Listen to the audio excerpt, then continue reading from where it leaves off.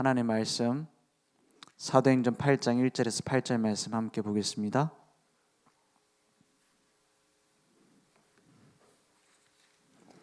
사도행전 8장 1절에서 8절입니다. 제가 한 절 여러분이 한 절 교독하겠습니다. 사울은 그가 죽임당함을 마땅히 여기더라. 그날에 예루살렘에 있는 교회에 큰 박해가 있어 사도 외에는 다 유대와 사마리아 모든 땅으로 흩어지니라. 경건한 사람들이 스데반을 장사하고 위하여 크게 울더라. 사울이 교회를 잔멸할새 각 집에 들어가 남녀를 끌어다가 옥에 넘기니라. 그 흩어진 사람들이 두루다니며 복음의 말씀을 전할세. 빌립이 사마리아 성에 내려가 그리스도를 백성에게 전파하니 무리가 빌립의 말도 듣고 행하는 표적도 보고 한 마음으로 그가 하는 말을 따르더라. 7절 8절 함께 읽겠습니다. 많은 사람에게 붙었던 더러운 귀신들이 크게 소리를 지르며 나가고 또 많은 중풍병자와 못 걷는 사람이 나으니 그 성에 큰 기쁨이 있더라. 아멘. 복음 가진 흩어진 제자들, 이제는 하나님이 망대로 세우실 겁니다. 하나님이 우리의 망대고 그리스도가 우리의 망대입니다. 복음 안에 있으면, 복음 가지고 있으면 흩어진 제자들 모여야지 강한 힘을 가질 것 같은데 아닙니다. 복음 가진 한 사람이 망대로 세워지는 겁니다. 망대로 세워지는 축복이 우리에게 회복될 줄 믿습니다. 우리가 날마다 예수가 그리스도다 얘기하고 누리고 포럼하고 다 합니다. 중요한 건 뭐냐? 올바른 시작이 되어져야 됩니다. 시작이 반이라고 하는데 사실은 신앙생활은 시작이 전부입니다. 그 시작이 뭐냐? 복음으로 시작하는 겁니다. 복음으로 시작한단 말이 무슨 말입니까? 복음이 모든 것이라는 가치를 알고 시작했다 이 말이에요.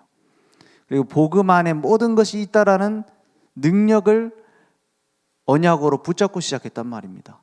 우리 지금 7대 망대, 7대 여정, 3 이정표 그 메시지 다 챙겨보고 계십니까? 뭔 얘기입니까? 7대 망대, 복음 가진 한 사람으로 충분하다 이 말이에요. 그죠? 7대 여정, 그 사람을 하나님이 인도하신다는 뜻입니다. 3 이정표, 모든 것 속에 하나님은 그 사람을 중심으로 움직인다는 뜻입니다. 그죠? 우리는 복음으로 시작하면 돼요. 복음이 뭡니까? 모든 사람들이 제일 먼저 알아야 될 게 뭐냐? 루 목사님 그런 얘기를 하셨어요. 예전에 뭐라고 하시냐? 내가 손주를 낳고 손주가 커가지고 처음으로 말을 배울 때 복음을 분명히 얘기해주고 영접시킬 건데 제일 먼저 얘기하는 것은 불신자 상태가 아니다. 제일 먼저 알려줘야 되는 게 뭐죠? 원래 인간입니다. 복음이 당연한 이유가 뭐냐? 원래 인간이 하나님 만나도록 만들어졌어요. 그걸 떠나서 내 맘대로 살겠다 하니 모든 게 문제되는 겁니다. 지금 많은 질병과 어려운 상황 속에서 문제 해결을 위해서 사실은 지금 당장 문제가 닥쳤는데 막 근본을 따지고 어떻게 그 문제가 왔으며 어떻게 해결하고 앞으로 어떻게 살 것이냐 전체 얘기를 해도 안 보일 수 있어요. 근데 알아야 됩니다. 원래 인간의 축복을 잃어버리면서 모든 문제는 시작됐어요. 원래 인간의 축복을 놓치면서 원래의 것을 놓치면서 계속 새로운 걸 만들어야 되는데 날마다 헛것이 돼버렸어요. 그게 뭐냐? 근본 문제입니다. 왜 오직 예수 하느냐? 오직 예수만 이 문제를 해결할 수 있기 때문입니다. 그죠? 근본 문제를 정확하게 짚고 넘어가지 않으면 사실 복음을 강조하는 게 억지가 되지 진짜 복음이 필요하구나 깨달아서 하는 게 아니게 돼요. 그렇지 않습니까? 이 근본 문제의 심각성을 잘 모르는데 무슨 오직 예수가 됩니까? 그냥 그거는 어떻게 보면 고집이고 어떻게 보면은 어떤 동기죠. 근본 문제의 심각성을 아는 사람이 깨달은 게 뭐냐? 아, 복음 아니면 안 되는구나. 이렇게 나옵니다. 근본 문제 한마디로 뭡니까? 창세기 3장입니다. 세 가지로 나눠서 얘기할 수 있지만 한마디로 주인이 달라진 문제예요. 한마디로 하나님이 우리 인생의 주인이셔야 되는데 내가 주인 된다고 착각했지만 마귀가 주인 돼버린 겁니다. 그걸 보고 죄라고 말합니다. 죄는 하나님과의 관계의 문제예요. 하나님은 그 행위를 죄의 무게로 달지 않습니다. 그 말은 마음대로 행위를 해도 된다 이 뜻이 아니에요. 하나님을 떠나서 내가 주인 되겠다고 하는 그게 죄예요. 그래서 선악과를 먹은 것이 죄가 된 이유가 뭡니까? 선악과라는 그 메시지가 곧 하나님 없이 내가 선악 판단하는 주인 되겠다는 거거든요. 그래서 심각한 죄가 되는 거예요. 그것 때문에 지금까지 고생하잖아요. 지금 전 세계는 전쟁으로 심각한 고통을 받고 있습니다. 전쟁, 질병, 마약 심각합니다. 중요한 건 그 모든 문제가 어디서 왔냐? 창세기 3장에서 왔어요. 우리는 그걸 해결하는 겁니다. 그래서 근본 답을 얘기해 줘야 돼요. 왜 저 유대인들 지금도 그렇게 고난당하고 고난 주고 합니까? 근본 문제, 근본 답은 모르고 행위 얘기만 한 거예요. 잘 지켜야 된다. 하나님 뜻대로 살아야 된다. 근본 답 그리스도입니다. 소리 지를 필요도 없어요. 이 약이 너무 중요합니다 하면서 소리 지르면서 줘야지 그 약을 제대로 전달하는 게 아니에요. 이 약을 먹어야지만 반드시 산다. 아는 사람은 그냥 줘도 돼요. 그렇지 않습니까? 막 이거 아니면 안 된다 소리 지를 필요도 없어요. 그거 안 된 이유를 정확하게 얘기해 주면 돼요. 그죠? 외치는 이유는 너무 간절하니까 외치는 거지 외친다고 되는 게 아닙니다. 자판기 있는데 세게 누른다고 음료수 2개 나옵니까? 아니잖아요. 정확하게 눌러야 되는 거예요. 정확하게 넣고 뭘 알아야 되냐? 정확한 복음. 왜 그리스도가 필요하냐? 그리스도 아니면 해결할 수 없는 근본 문제. 창세기 3장 때문에 그렇습니다. 창세기 3장 문제 해결할 수 있는 유일한 답은 뭐예요? 창세기 3장 15절 여자의 후손. 방주에 타지 않으면 죽습니다. 그리스도 안에 들어오지 않으면 죽어요. 그리스도 밖에 있으면 죽습니다. 아무리 착하고 바르고 열심히 살아도 방주 밖에 있으면 죽는 거예요. 방주 안에 뭐가 들어옵니까? 부정한 짐승, 또 정결한 짐승. 정결한 짐승은 좀 많이 들어올 수 있도록 칸을 많이 줬어요. 그렇지만 어쨌든 정결해도 밖에 있으면 죽습니다. 그죠? 그리스도를 말하는 거예요. 그리스도 안에 들어오기만 하면 사는 거예요. 그리스도 안에 들어왔단 말이 무슨 말입니까? 그분이 여자의 후손, 처녀가 잉타의 아들 낳으리니 그 이름을 임마누엘이라 해라. 유일한 하나님이 사람으로 오시기 위해서 오신 동정녀 마리아에게서 나시고 처녀의 몸에서 잉태된 그리스도, 우리의 죄를 대신해서 십자가에 죽으신 그리스도, 우리의 모든 문제를 끝내시고 부활하신 그리스도, 그 사실을 아는 것이 근본 답이에요. 그리스도가 왜 필요한가 하는 겁니다. 저는 이제 복음 전할 때 이제 기존 교인이 있고 교회 오래 다니는 사람도 있고 전혀 교회 안 다니는 사람도 있고 아이들도 있고 좀 아이들 중에서 똑똑한 아이도 있고 조금 이제 정신없는 그런 모습도 있잖아요. 딱 봤을 때 얘는 좀 쉽게 얘기하겠다. 근데 좀 지식인한테는 이렇게 꼭 얘기합니다. 교회 다니라고 하는 게 아니라 교회 가면 예수 믿으라 하지 않냐. 예수 믿는단 말이 무슨 말인지 아냐. 기존 교회 다니는 사람들 꼭 물어봐요. 예수 믿는다는 말이 무슨 말인지 아냐. 예수 믿으라고 하잖아 교회 가면. 그죠? 그런데 대부분 거기에 대해서 뭘 하냐면 행위적인 걸 얘기해요. 교회를 가고 훈련을 받고. 아닙니다. 예수 믿는다라는 것은 예수가 그리스도라는 것을 믿는다는 것이다. 그러면 그리스도가 왜 필요한 줄 아느냐? 그러면서 꼭 이 얘기를 해줘야 돼. 근본 문제. 그리스도가 왜 필요하냐? 그게 영적인 문제 때문에 필요하다.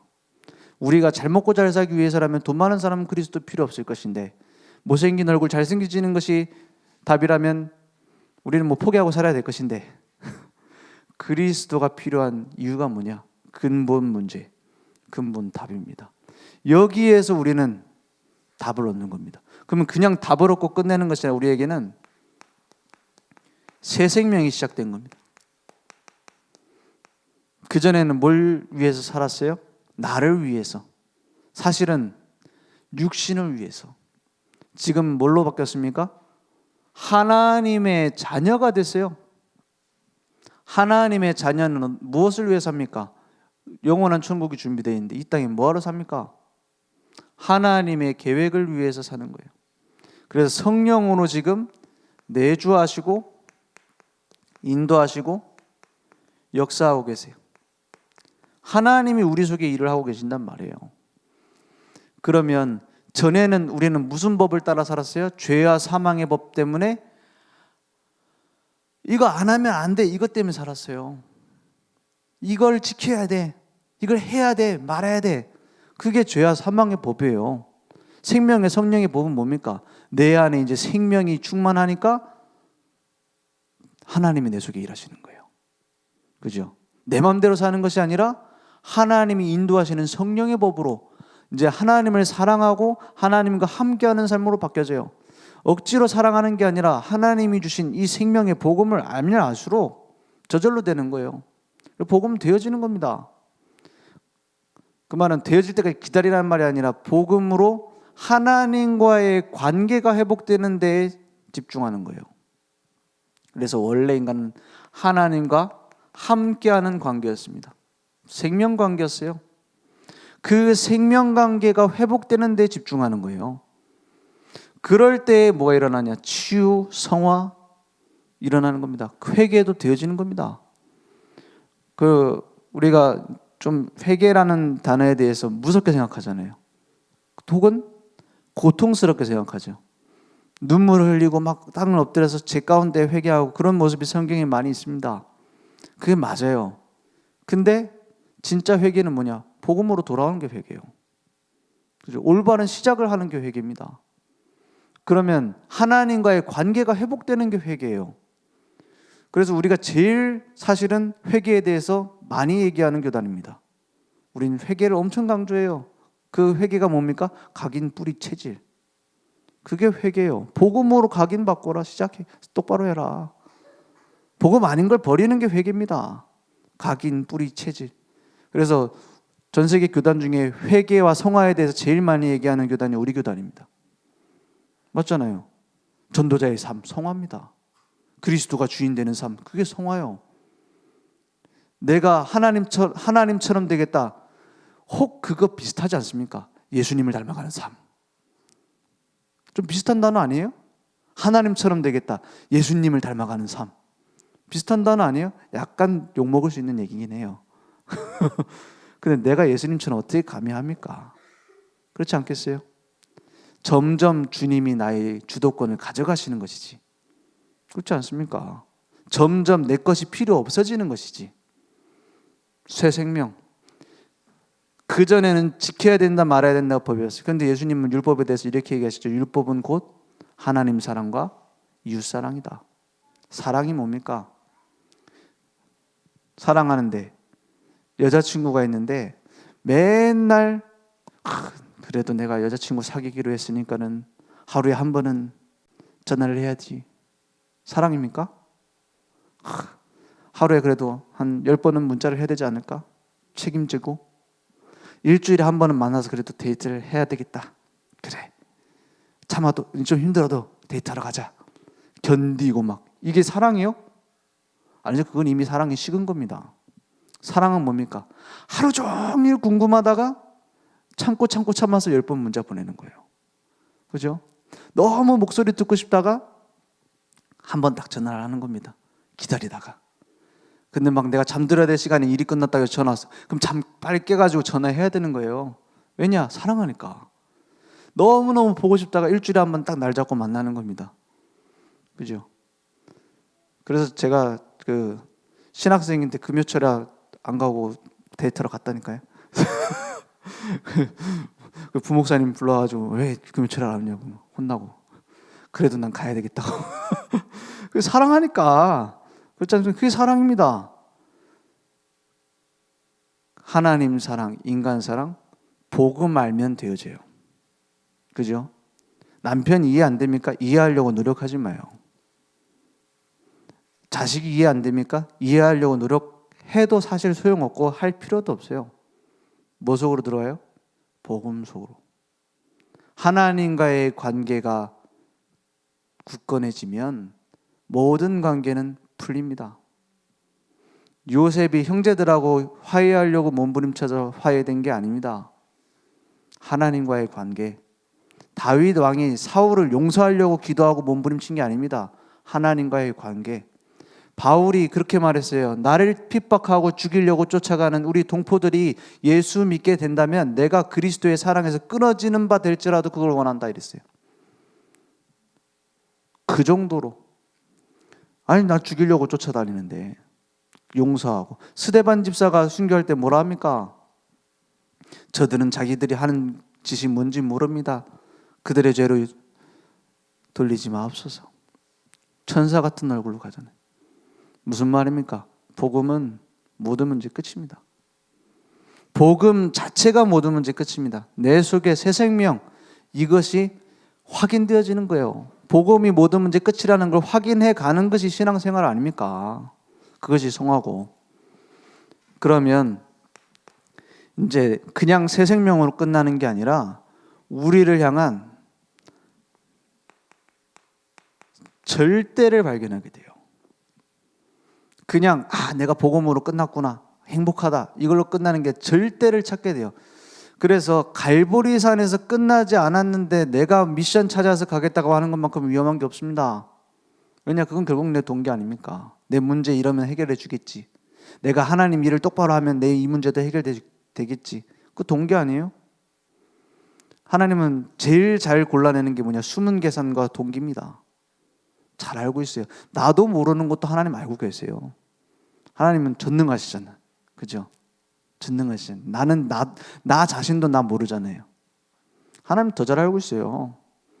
그래서 동기 버리려고 막 내 불신앙 없애려고 더 생깁니다. 나중에 뭐 하는 줄 아세요? 염려하는 걸 염려해. 나 염려하면 안 되는데, 오직 믿음해야 되는데 왜 나는 염려를 할까? 그걸 염려해. 또 그냥 염려도 가지고 있으면서 염려를 하나 더 붙여. 그게 뭡니까? 저희 불교에서도 비유라 하는데 불신자만도 못한 거 아니에요, 사실? 저절로 발견돼. 절대. 뭐가 뭡니까? 절대 주권. 내가 하는 게 아니구나 이래야 돼요. 전도는 역시 캠프했는데 막 전도는 역시 내가 하는 거구나. 힘들구나. 재밌구나. 내가 이렇게 했더니 막 응답받고. 그건 복음도 아닙니다. 그건 누가 하는 메시지죠? 마귀가 하는 메시지예요. 진짜 올바른 말씀 따라 하나님의 계획 따라 현장에서 캠프를 하면 뭐가 나와요? 내가 하는 게 아니구나 이래야 돼요. 그게 입에 바른 소리가 아니라 진짜 그래야 돼요. 겸손의 단어가 아니라 내 체험돼야 돼요. 절대 주권. 그러니까 뭐가 보입니까? 절대 계획이 딱 보여요. 하나님이 이루시는. 그걸 걸어가는데 문제가 와도 상관없어요. 절대의 여정. 왜냐? 우리 인생의 마지막 땅끝, 이게 있어요. 이걸 찾지 못하고 가는 것만큼 억울한 게 어디 있습니까? 그럼 왜 삽니까? 그죠? 막 내 절대 목표를 찾아야 된다 이게 아니에요. 하나님이 목표를 갖고 날 불렀어요. 빌립보서 1장 6절에 뭐라고 합니까? 너희 속에 선한 일을 시작하신 이가 그리스도 예수의 날까지 이루실 줄을 우리는 어떻게 해요? 확신하노라. 누가 이룬다고요? 시작하신 이가. 내가 정확하게 보면 내가 올바로 시작한 게 아니에요. 내 속에 시작하셨어요. 예수의 날까지 재림하시는 그날까지 이루신다 이 말이에요. 우리 속에서. 2장 13절에는 뭐라고 합니까? 빌립보서 이렇게 말합니다. 너희 안에서 행하시는 이는 하나님이시니 자기의 기쁘신 뜻을 위하여 뭐 한다고요? 너희에게 소원을 두고 행하게 하시나니. 행하는 것도 내가 아니에요. 행하게 하시나니. 그죠? 성막 지금 만드는 얘기에 대해서 지금 새벽 기도 때 수요 예배 때 계속 하시잖아요. 그것도 지혜를 어떻게 해요? 주셔서 만들게 하신다 이랬어요. 모든 걸. 근데 주의할 것은 하나님이 하신다고 해놓고 내보고 하래. 그죠? 왜 그래요? 어느 날 뚝딱 하늘에서 떡 떨어지면 안 돼요, 성막이? 아닙니다. 왜 그렇게 하시죠? 우리에게 주신 최고의 축복이자 작품을 남기는 거예요. 그죠? 어느 날 모든 인류의 꿈에 갑자기 예수는 그리스도, 그걸 믿어라 믿어라 한 일주일도 아니에요. 한 5일만 계속 같은 꿈 꾸면 어떻게 되죠? 그 선명한 꿈을? 그럼 어떻게 돼요? 다 영접하고 난리 나겠죠. 기적이 일어나겠죠. 근데 왜 그렇게 안 해? 할 수 있는 분이 우리를 통해서 하실 작품. 그죠? 그거 남겨둔 거예요. 그걸 천사들도 흠모한다 해서 부러워한단 말이에요. 그러면 우리가 거기 관심 없고 우리가 놓치고 있으면 천사들은 뭐라 하죠? 에라이 내가 내려가서 하고 싶다 막 그럴 거 아닙니까? 하나님이 하십니다. 복음으로 시작하세요. 내가 진짜 복음 알았던가 체크하세요. 내가 진짜로 복음을 누린 적 있느냐? 복음을 정말로 알고 있느냐? 복음을 안다면 여러분에게 중요한 일이 일어날 겁니다. 무슨 일이 일어나죠? 생명운동이 일어날 겁니다.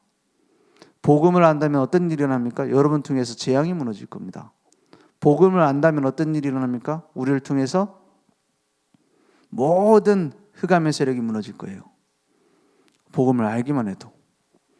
그러니까 우리는 문제가 오면 올수록 좋아요. 근데 너무 많이 오더라고요, 요즘에.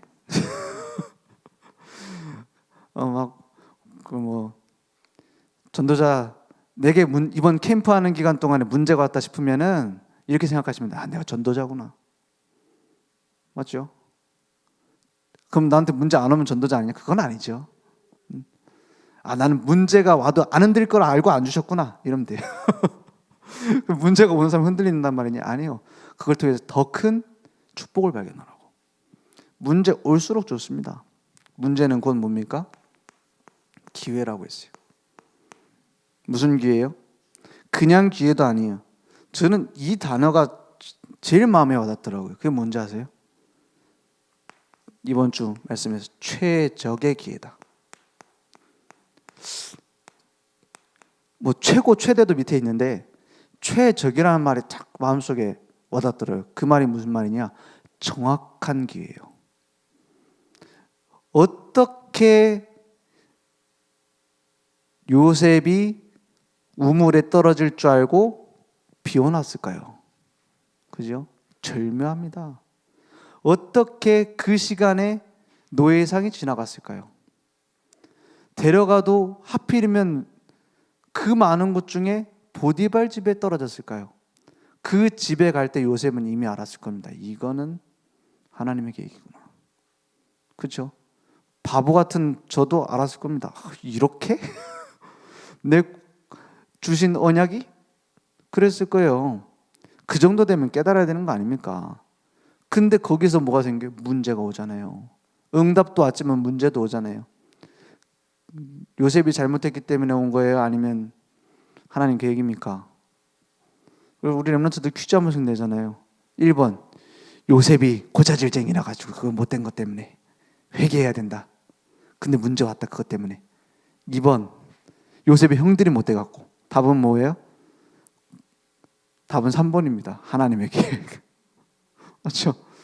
모세가 왜 도망자 신세 됐습니까? 모세가 성격이 나빠가지고? 아니면 그때 막 핍박하던 애굽 사람들 때문에? 아닙니다. 하나님의 계획 때문에. 쉽죠? 이렇게 쉬운 퀴즈가 없습니다. 다 3번이에요, 답이. 그죠? 번호도 안 바꿔줘. 그럼 나중에는 뭐 바울이 하면 3번 이런다니까. 왜요? 다 답이 똑같아. 근데 왜 니네들은 헷갈리니? 그죠? 왜 나는 헷갈립니까? 최적의 기회예요. 스데반 집사가 말을 너무 세게 하는 바람에 그 성격 못 죽여가지고 핍박받았습니까? 아니면 핍박하는 유대인들이 못된 놈들이에요? 하나님의 계획, 흩어진 자들을 통해서, 성령 충만한 제자들을 통해서 어디로 갑니까? 빌립 집사가 사마리아 성으로 딱 가게 되잖아요. 그리고 에디오피아 내시를 딱 만나게 하시잖아요. 최적, 정확합니다. 내게 문제 왔다. 최적의 기회다. 뭐 할 수 있는? 그리스도의 증인되는 최적의 기회.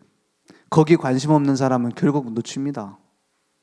거기 관심 있는 사람은 야, 이럴 수가 있나 이럴 겁니다.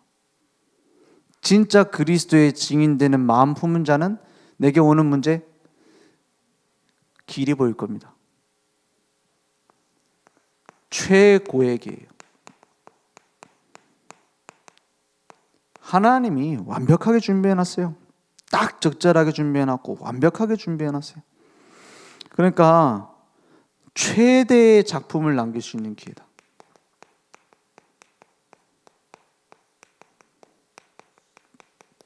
그럴 수 있는 기회다 이랬어요. 이게 곧 사건 캠프입니다. 모든 일어나는 일을 뭐 중심으로 보냐? 사도행전 1장 8절 중심으로 보는 거예요. 모든 일어나는 일을 우연히 잡힌 게 아닙니다. 모든 스케줄 하나님이 관리해요. 시계는 우리 손에 있지만 시간은 하나님 손에 있습니다. 완벽하게 인도하십니다. 1분 1초 0.1초 0. 나노초도 실수하지 않고 정확하게 해요. 문제는 기회라는 것은 하나님이 모든 문제 축복 주관하고 계시다 이 말이에요. 그죠? 그러니까 일어나는 모든 일들 속에서 우리는 뭐 하느냐? 오늘 말씀에 나온 거 하면 돼요. 어떤 일이 일어나냐? 사도행전 8장 8절에 보면 이런 결과가 나옵니다. 그 성에 큰 기쁨이 있더라 했어요. 우리 모든 문제에, 모든 상황에 우리는 이것을 기대하고 있으면 됩니다. 뭘 기대합니까?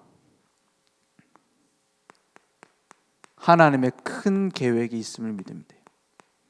문제가 왔다. 나에게 왜 이런 문제 왔습니까? 물어볼 수도 있습니다. 문제 해결해 달라고 부르짖을 수도 있습니다. 중요한 건 하나님은 계획 갖고 부르셨어요. 하나님의 최대 관심은 그 계획을 발견하고 방향을 맞추는 겁니다. 그죠? 그 문제 해결은 하나님께는 2순위, 3순위예요, 사실은. 하나님의 큰 계획을 발견해요. 그러니까 우리의 오래된 틀을 내려놓는 겁니다. 큰 박해가 큰 응답과 축복의 기회입니다. 진짜 응답은 뭡니까? 진짜 응답은 하나님의 손에 잡히는 거예요. 기도 응답 중에 응답은 뭡니까? 내 기도 방향이 바뀌는 겁니다. 하나님이 원하시는 걸로. 응답 중에 응답은 하나님의 손에, 하나님의 손에 잡히는 게 응답이에요. 하나님이 나를 발견하시고 모든 스포트라이트가 지금 내게 향하는 것이 응답 중에 응답입니다. 스데반 집사가 순교하는 그 시간에 하나님의 스포트라이트는 어디 있어요? 스데반 집사에게. 그죠? 우주에서 가장 중요한 순간입니다. 가장 중요한 시점입니다. 가장 중요한 장소입니다. 온 우주를 물방울처럼 여기시는 하나님이 지금 어디를 주목하고 계셨다고요? 스데반 집사를. 그리고 그 이후에 흩어진 자들 중에서 누구한테요? 빌립 집사에게. 그러면 지금은 어디 있어야 돼요? 그 눈이? 나에게. 그 정도 믿음 없어도 사실인데 뭐 믿으면 얼마나 좋습니까? 아멘 하시죠? 모든 하나님의 손에. 그죠? 그러면 성공 중에 성공은 뭡니까? 방금 말한 것처럼 하나님의 시선이 내게 딱 임하는 거예요. 그게 성공 중 성공입니다.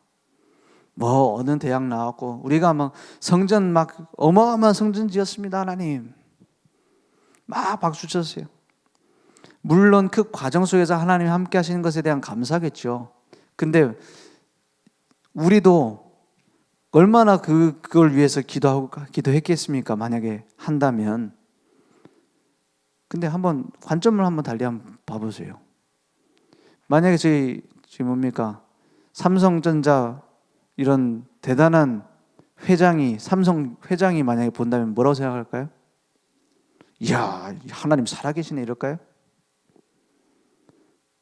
뭐 그 인격은 잘 모르니까는 아마 뭐 얼마 들었다고? 다시 물어볼 겁니다. 그래서 하나님이 저거 한다고? 그러겠죠. 조금 성격 나쁜 사람은 그럴 겁니다. 거지 같은 것들 그게 그렇게 힘들었나?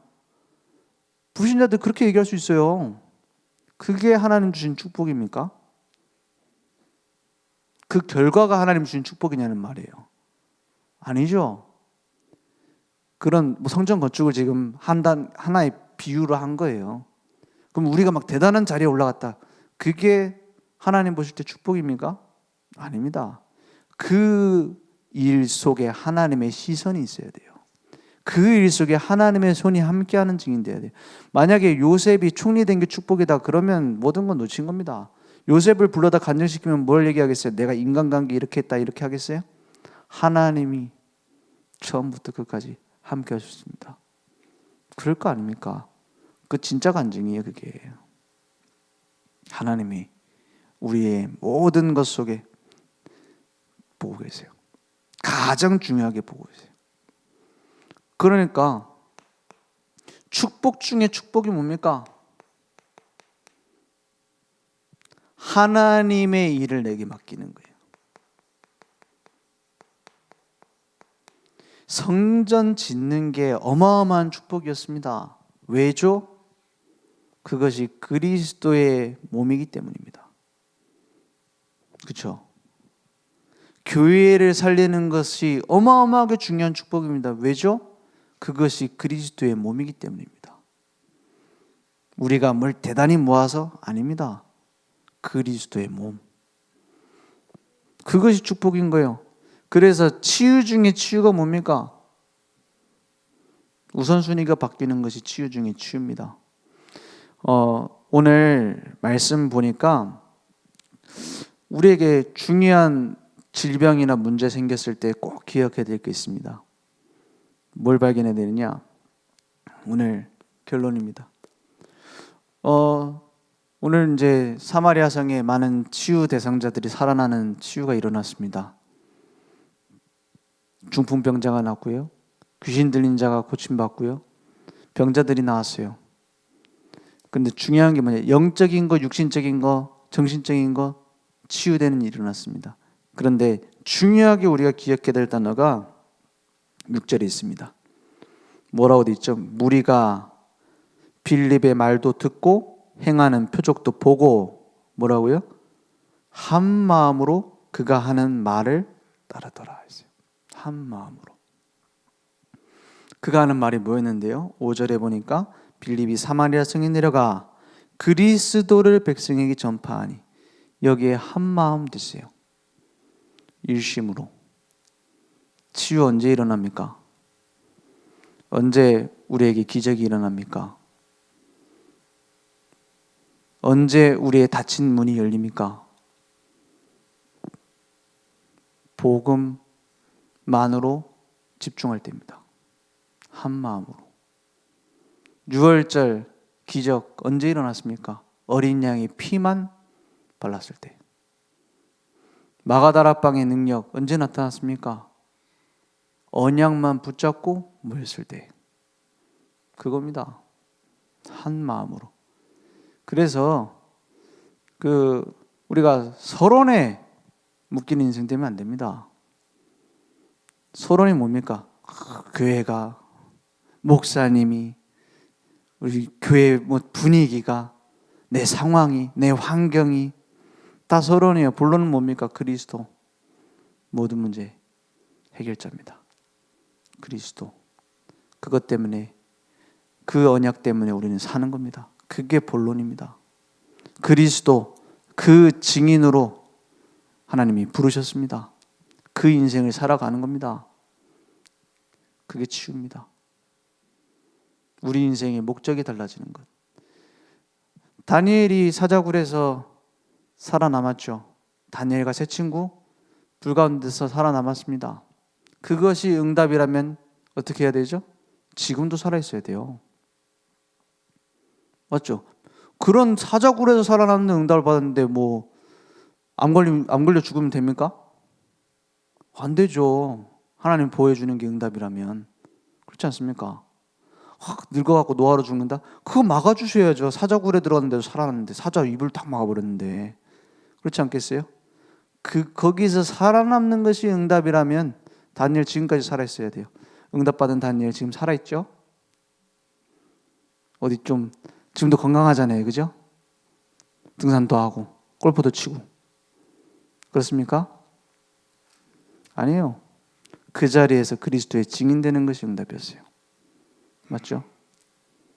언제 치유됩니까?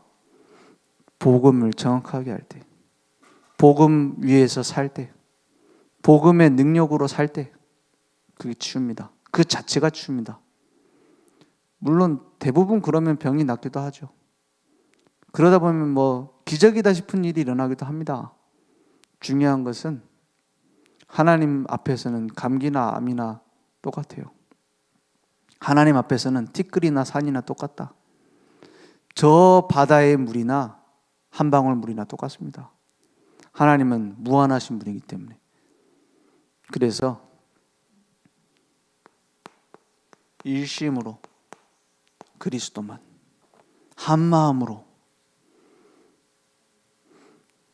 다른 걸 내려놓고 전심으로. 그죠? 그러면 무슨 일이 일어납니까? 지속되어지게 됩니다. 그래서 지속은 응답의 원인이 아니라 결과입니다. 지속해야지가 아니라 지속이 되는 거예요. 내가 막 여기서 말씀도 계속 해야지. 내가 예배를 안 빠지고 와야지. 뭐 그럴 필요도 있습니다. 그래서 뭐 집중 훈련도 하고 하잖아요. 왜냐? 맛을 봐야 되니까. 그래서 한 번도 내가 제대로 복음 누려본 적 없으니까 한번 해보자. 이런 거는 맞는 말입니다. 그래서 우리 뭐 릴레이 금식 기도도 하고 이렇게 하잖아요. 한 번도 맛을 못 봤으니까 해봐라 이 말이에요. 그렇게 했더니 응답 받는단 말이 아니고. 오늘 성경에 보면은 치유의 약속이 많이 나왔어요. 예수님도 계속 많은 사람들을 만나서 치유하셨죠. 그리고 사도행전에도 보면 수많은 사람들이 치유받습니다. 언제 치유됩니까? 언제 내 문제 해결됩니까? 그것이 중요하지 않다라는 것을 깨닫는 게 아니라 확인할 때. 왜냐? 하나님은 우리를 고통받기를 원하시는 그런 못된 분이 아닙니다. 그죠? 내가 자녀 문제 때문에 24시간 고민해야지만 하나님이 기뻐하시면서 그래 고민 좀 많이 해라 이런 분이 아니에요. 눌리면서 내 이 질병 문제 때문에 언제 해결됩니까? 그 고통을 당하는 걸 즐기면서 그래 복음 붙잡아봐 이런 분이 아니에요. 자녀가 고통당하는데 기뻐할 부모가 어디 있습니까? 하나님 우리 아버지신데. 그럼에도 불구하고 그런 문제를 주셨다라는 것은 더 큰 걸 주시기 위한 거예요. 뭡니까? 그리스도. 그 안에 있는 미션, 그 안에 있는 최고의 가치와 능력, 그걸 발견할 수 있도록 하나님이 준비하셨습니다. 예전에 어떤 그 분이 암에 걸리셔가지고 제가 계속 말씀 운동 찾아갔어요. 찾아갔는데 조금씩 복음을 이해하시더라고요. 그래서 나중에는 뭐라고 얘기를 하시냐? 내가 너무 아파가지고 내가 복음 누리는 기도를 해야 되는데 하나님 좀 살려주세요 이렇게 기도했는데 이거 말씀 이래도 됩니까? 이러더라고요. 그래서 얼마든지 해도 상관없다. 아버지시다. 내가 틀린 기도를 해도 부르짖어도 상관없다. 우리 욥은 항상 믿음 선택했다고 생각하잖아요. 욥기 읽어보셨습니까? 욥기에 보면은 욥이 나 이러다 죽겠다 한 거 되게 많아요. 하나님 나 이거 너무 힘듭니다. 이런 고백 많이 했다니까요. 내 막 골수가 말랐고 막 피가 마르고 힘듭니다. 이런 고백이 많이 있어요. 근데 하나님은 욥이 의롭게 행했다고 말하거든요. 그 말은 무슨 말이에요? 하나님과의 관계에 있어서 하나님 앞에 나왔다 이 말이에요. 그죠? 하나님 앞에 나오세요. 문제 해결이 너무 힘됐으면 좋겠다. 해결해달라고 부르짖어 보세요. 그러면 복음 안에 있는 평안으로 우리 마음과 생각을 지키실 겁니다. 하나님이 복음으로 우리 모든 숨은 것 치유하실 겁니다. 그래서 그리스도라는 언약을 붙잡고 나와야 돼. 그냥 나오면 안 되고, 나 그냥 나오면 죽습니다. 제사장이 대속죄일 날 피 안 들고 가면 어떻게 돼요? 죽어서 이제 그거 끄집어내려고 제사장 등에는 그 끈이 달려 있잖아요. 피를 들고 와야 돼요. 어디 앞에요? 하나님 앞에. 그래서 히브리서 4장 14절에 보면 뭐라고 말씀하고 있죠? 우리에게는 큰 대제사장이 계시니 승천하시리니 곧 하나님의 아들 예수시라. 우리가 믿는 도리를 굳게 잡을지어다. 15절에 뭐라고 합니까? 우리에게 있는 대제사장 예수님은 우리의 연약함을 어떻게 해요? 동정하지 못하실 리가 아니요. 하나님은 냉혹하게 이 시련을 이기면 이 응답을 줄 테니까는 당해라 이런 분이 아니에요. 동정하지 못하실 리가 아니요. 동정이라는 말은 불쌍히 여긴다는 것도 포함되지만 공감하신단 말이에요. 예수님도 고통 당하셨죠? 십자가. 그 십자가만 고통이 아닙니다. 태어난 자체가 고통이에요. 우리 치면 개미굴 들어와서 개미들하고 같이 살아나는 만큼 답답한 일에 전능하신 분이 아기로 태어나서 말도 못했을 거 아닙니까? 얼마나 답답했겠어요. 동정하지 못하실 리가 아니고 모든 일에 우리와 어떻게 해요? 똑같이 시험을 받으시니로되 분명히 뭐라 하시죠? 내 마음을 아신다 하실 거예요. 그리고 그냥 공감만 하는 걸로는 치유 못해요.